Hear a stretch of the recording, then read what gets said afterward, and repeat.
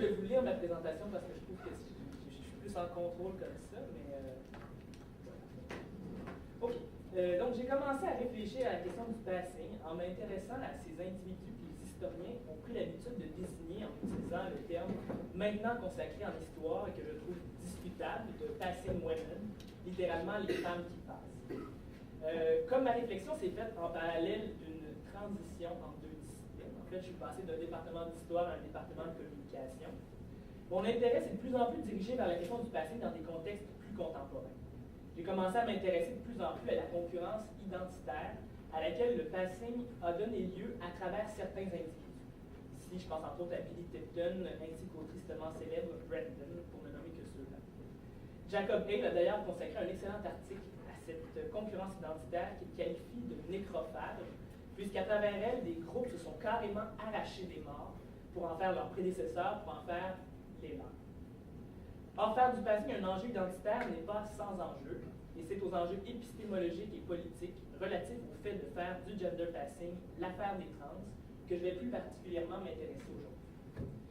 Ma réflexion ainsi que la proposition qui sera la mienne au terme de cette communication sont théoriques. D'ailleurs, j'ai eu pitié de vous et c'est pour ça que je me suis doté d'un PowerPoint.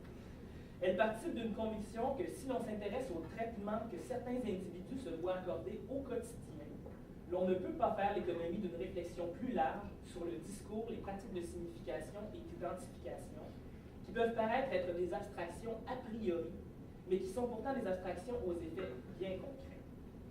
Ma réflexion recoupe en partie celle qu'a faite Talia May Becher dans un article récent, où elle s'intéresse aux effets pour les trans de la rhétorique de la déception qui est couramment utilisée afin de justifier la violence transphobe.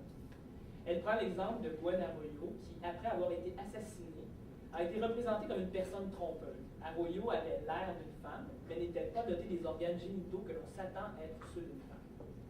C'est que la rhétorique de la déception que Becher dénonce est un symptôme. Elle est le symptôme de la prise pour acquis d'une adéquation entre genre et sexe.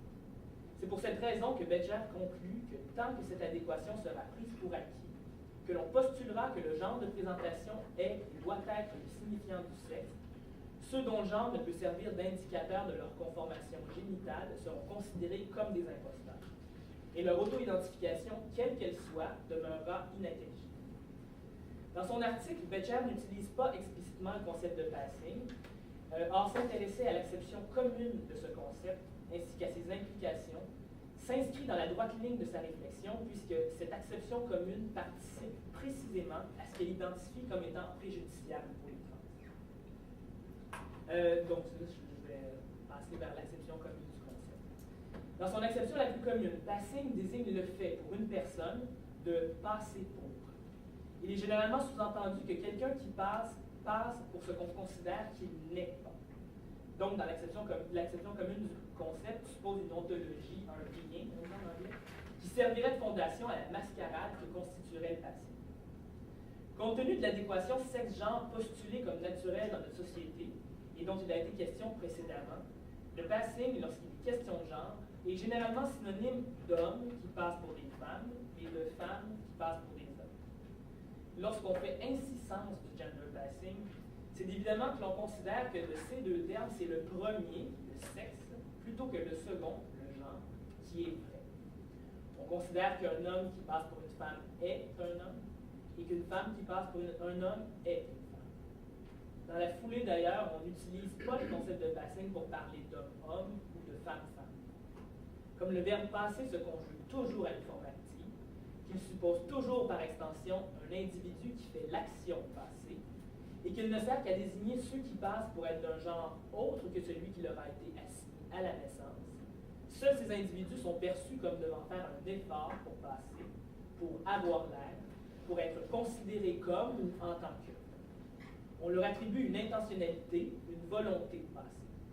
Dans un même geste, on postule implicitement que ceux chez qui il y a adéquation sexe-genre de naissance ne font pas d'effort pour avoir l'air qu'ils sont, tout simplement. Les conséquences de cette acception du concept pour ceux dont le genre n'annonce pas le sexe sont aisées à deviner. Leur genre devient illégitime. Ce pourquoi ils passent devient synonyme d'imposture. Pour les mêmes raisons qui motivent Becher à s'en prendre à la rhétorique de la déception, il est impératif d'interroger l'association entre trans et passing, qui est codépendante plutôt de l'acception commune de ce concept. Comme d'autres ont fait des tentatives en ce sens avant moi, je vais m'intéresser tout d'abord aux stratégies qu'ils ont adoptées afin de négocier avec les effets de cette association.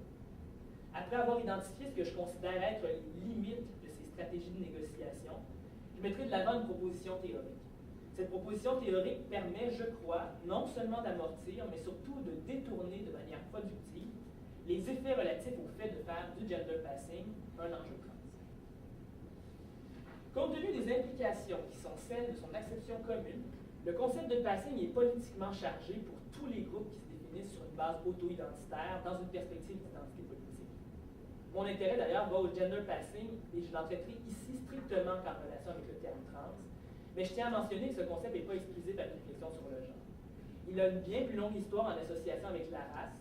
D'ailleurs, ma réflexion s'alimente beaucoup à la production à laquelle ce concept a donné lieu en race studies et en histoire afro-américaine.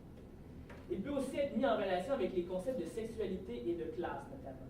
Certains des textes qui ont été les plus significatifs, en fait, dans ma réflexion, ont été écrits par des individus qui s'auto-identifient comme lesbiennes femmes ou comme femmes queer et qui passent par des femmes straight. On pourra revenir sur ces autres types de passing pendant la période de questions. Mais si on en revient au gender passing. Pour certains, et c'est la plupart du temps ici qu'il est utilisé par ceux qui s'auto-identifient comme trans, passer est synonyme d'être reçu et traité conformément à son genre d'auto-identification. Le passing devient par extension un objectif, une aspiration et, le cas échéant, un accomplissement, une réalisation.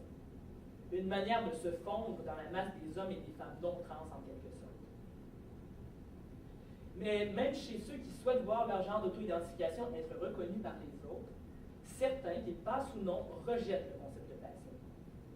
Il n'est pas rare, par exemple, sur les forums trans, de voir se côtoyer d'une part une série de conseils visant à passer pour un homme ou pour une femme sans qu'il y ait d'ambiguïté, et d'autre part une série de prises de position contre le concept de passing.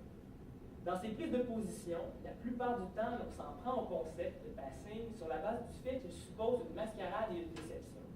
On s'en prend donc, au fond, à ce que j'ai précédemment identifié comme étant l'acception commune du concept. Et on oppose being à passing. Une personne interrogée pour un ouvrage publié récemment sur la transphobie soutient cette position. Je vous la cite. C'est ma traduction en passant. Maintenant, ce n'est plus du passé. Avant la transition, je vivais à faire semblant. Passer, c'est ériger une façade. Pendant des décennies, j'ai passé aux yeux du monde. Maintenant, je ne passe plus, je suis. Fin de la citation. Négocier avec les implications de l'acception commune du concept de passing dans ces cas consiste à laisser indiscutée l'association généralement faite entre passing et mascarade, afin de plutôt faire valoir la légitimité de l'auto-identification trans, en rejetant l'idée selon laquelle les trans passent, ce qui se fait par l'inversion du rapport entre ce qui est généralement interprété comme passing, ici le genre post-transition, et ce qui est généralement interprété comme being, ici le genre pré-transition. Une stratégie s'apparente à celle adoptée dans certaines critiques théoriques du concept de passing. Celle de ces critiques qui a été la plus influente pour le développement des trans studies est sans doute celle élaborée par Sandy Stone, il y en a été question tantôt dans la présentation d'Alex, dans son manifeste intitulé, là je le traduis en français, L'Empire contre-attaque, un manifeste post-transsexuel.